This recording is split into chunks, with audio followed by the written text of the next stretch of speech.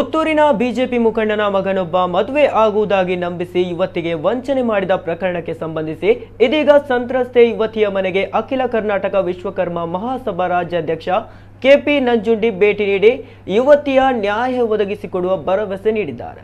ಸಂತ್ರಸ್ತೆ ಹಾಗೂ ಸಂತ್ರಸ್ತೆಯ ತಾಯಿಯೊಂದಿಗೆ ಮಾತನಾಡಿ ಧೈರ್ಯ ತುಂಬಿದ ಅವರು, ಇದು ಎರಡು ಹೃದಯಗಳ ನಡುವಿನ ವಿಚಾರವಾಗಿದೆ. ಇಬ್ಬರನ್ನ ಒಂದು ಮಾಡುವುದು ನಮ್ಮ ಉದ್ದೇಶವಾಗಿದೆ. ಹಣಬಲ ರೌಡಿಸಂ ಮೂಲಕ ಬಗೆಹರಿಯುವ ವಿಚಾರ ಇದಲ್ಲ. ಎರಡು ಕುಟುಂಬಗಳ ಹೆತ್ತವರು ಕೂತು ಮಾತುಕತೆ ನಡೆಸಿ ಇಬ್ಬರನ್ನು ಒಂದಾಗಿಸಬೇಕು ಎಂದಿದ್ದಾರೆ.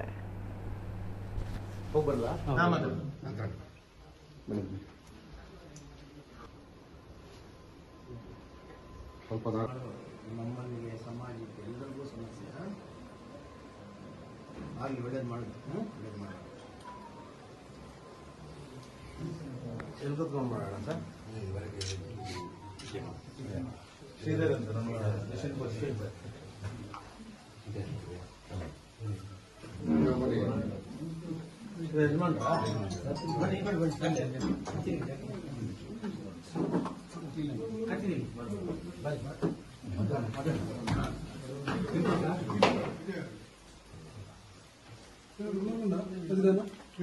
ಯಾವುದೇ ಮನೆಯಲ್ಲೂ ಕೂಡ ಈ ರೀತಿ ಆಗಬಾರ್ದು.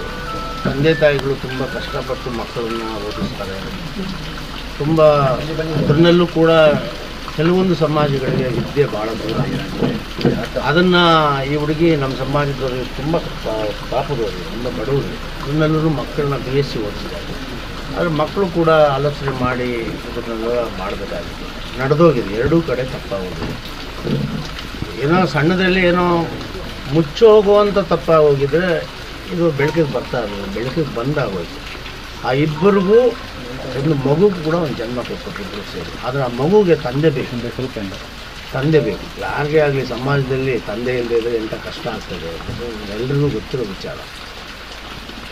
ನಮ್ಮ ಸಮಾಜ, ಇಡೀ ವಿಶ್ವಕರ್ಮ ಸಮಾಜ ಪೂಜಾ ಅವ್ರಿಗೆ ನ್ಯಾಯ ಸಿಗಬೇಕು ಅನ್ನುವಂಥ ನಿಲುವನ್ನು ತಗೊಂಡಿದ್ದೀವಿ. ಯಾವ ಹಂತಕ್ಕೆ ಬೇಕಾದರೂ ನಾವು ಕಾನೂನಿನ ಮೂಲಕ ಹೋರಾಟ ಮಾಡ್ತಾಯಿದ್ದೇವೆ. ನಾವೆಲ್ಲ ಯೋಚನೆ ಮಾಡಿದ್ವಿ, ನಾವು ಆ ಹುಡುಗನಿಗೆ ಶಿಕ್ಷೆ ಕೊಡಿಸ್ಬೇಕು ಅನ್ನೋದು ನಮ್ಮ ಉದ್ದೇಶನೇ ಅಲ್ಲ. ಅವರು ತಪ್ಪು ಮಾಡಿದ್ದಾರೆ, ನಾವು ಅಕ್ಸೆಪ್ಟ್ ಮಾಡ್ಕೊಳ್ತೀವಿ. ಅವರಿಬ್ಬರೂ ಮದುವೆ ಮಾಡಿಸಿ ಆ ಮಗುವಿಗೆ ಭವಿಷ್ಯವನ್ನು ಚೆನ್ನಾಗಿ ಮಾಡಿಸ್ಬೇಕು ಅನ್ನೋದೇ ನಮ್ಮೆಲ್ಲರ ಉದ್ದೇಶ. ಆ ಹುಡುಗ ಜೈಲಲ್ಲಿರಬೇಕು ಅಂತ ಖಂಡಿತವಾಗ್ಲೂ ನಮಗೆ ಆ ಉದ್ದೇಶನೇ ಇಲ್ಲ. ಆ ಹುಡುಗನೂ ಈಚೆ ಬರಬೇಕು, ನಡೆದೋಗಿರೋ ತಪ್ಪನ್ನು ಸರಿಪಡಿಸ್ಕೋಬೇಕು, ಎರಡು ಕುಟುಂಬಗಳು ಒಂದಾಗಬೇಕು.